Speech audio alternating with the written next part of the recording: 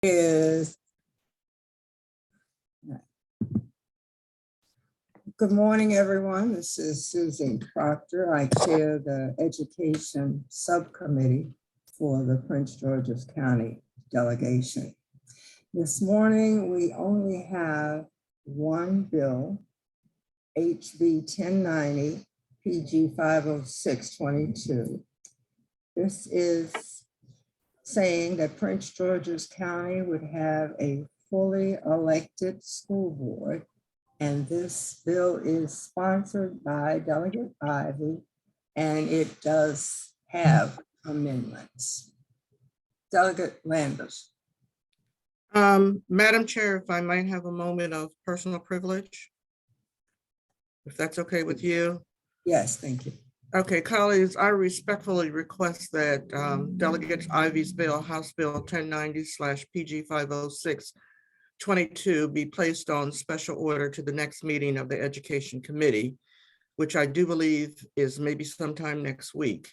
I make this request for the following reasons. Number one, House Bill 35522/PG 50322 was actually prepared on October 21st, 2021 and introduced at the beginning of the 2022 legislative session by Delegates Pena Melnick, Valentino Smith, and Lehman. Number two, an informal work group was established out of the Education Committee to study and make recommendations regarding the Prince George's County Board of Education.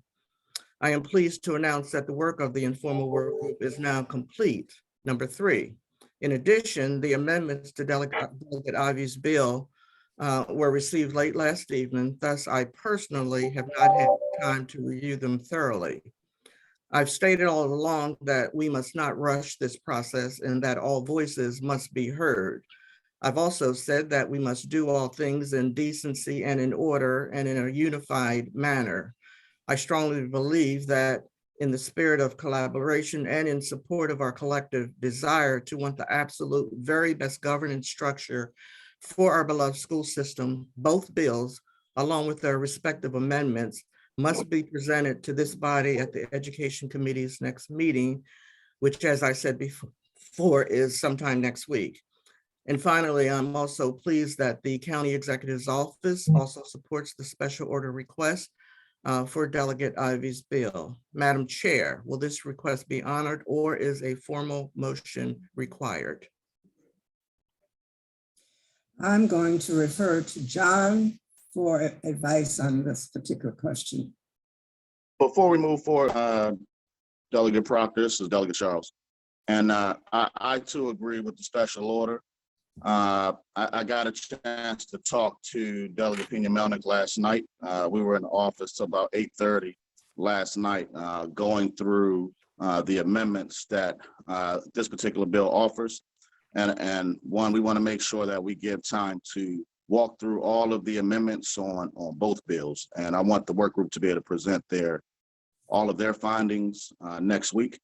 And so I told Delegate Pena Melnick that we'll work to hold this bill, and we work to make sure everybody had consensus for holding this bill. So everybody's on board with holding this until we get everybody to the table to discuss both sides to see where we go with this. So excellent. That's wonderful. Thank you, Delegate Charles. Thank you so much. John, again, what would be our next step? Do we need a formal vote? You can take that special order. It's at your discretion as the chair. Okay. Well, I have received and accepted the special order to hold PG 50622 until next Wednesday, our next education meeting. So that will then end our meeting today.